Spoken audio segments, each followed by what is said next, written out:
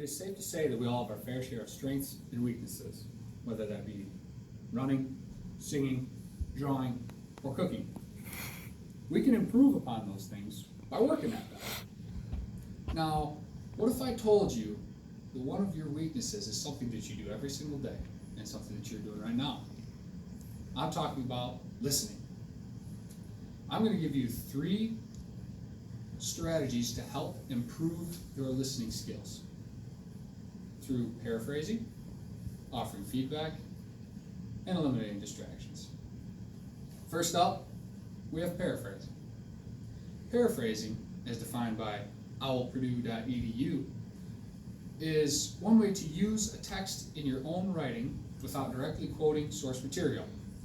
This is what we usually think of paraphrasing to be, because we write papers and we paraphrase in our papers more than in more situations than not.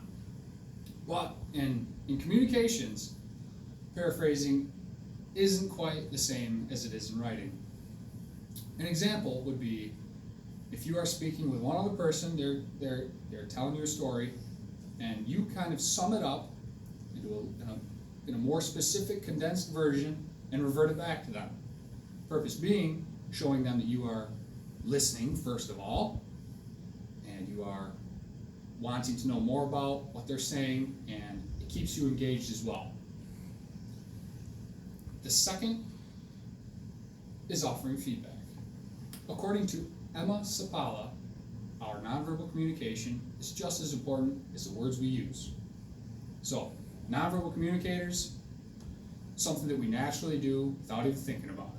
Using our eyebrows, our breath, our head nod, facial expressions, those are all examples of nonverbal.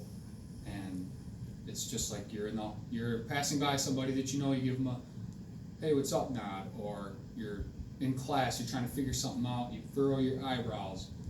You get home after a long day at school or work and you let out a long sigh because you're just tired. Those are all nonverbal communicators. Verbal, they're more of asking questions. The what, where, when, why, and how. These are great questions to ask when you're in a conversation because it shows the sender or the other person that you are talking with that you are interested in what they're saying. You're not just sitting there not doing anything. You're actively trying to gain more information. They appreciate that. They know that you're actually listening to what they're saying and very interested as well. The last way is eliminating distractions. This is the most important of them all. According to Lumen Learning, to be serious, effective listeners, people must learn how to resist the distractions that cross their path. And we can do that. We have to consciously think about it. So in today's day and age, there are so many distractions, whether it be internal or external. External, it's a little bit more obvious. Phones, laptops, TVs, radio, any sort of music or outside noise, sirens in the city, anything like that is an example of external distractions. We can eliminate those by silencing our phone, putting it away, and just actively thinking or actively being in the conversation that we're in and not worried about anything else that might be beckoning for our attention. Excuse me. An example of an internal distraction is hunger, illness, or fatigue. Now, you might not think this can affect your conversations and your ability to listen, but think about the last time you were really hungry and sitting in class, or really sick sitting in class, or at any sort of event. In conversation with somebody, you are more likely than not to be thinking about that food that's sitting at home waiting for you, or you're just thinking about going to bed and sleeping and trying to get rid of your illness. You're not totally there in your conversation. So those are the internal distractions that can affect our conversation.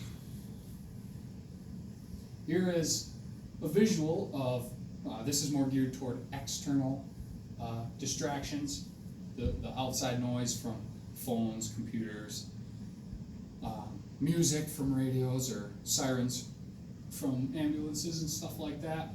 It comes right into the middle of our conversations and affects our attention. We don't give our full attention to that person that we're in conversation with. Improving our listening effectively can be achieved by practicing the following strategies that I just explained: paraphrasing, offering feedback, and eliminating distractions. Next time you're in a conversation, try to execute these good listening habits in order to obtain the most information in the most respectful way. Thank you.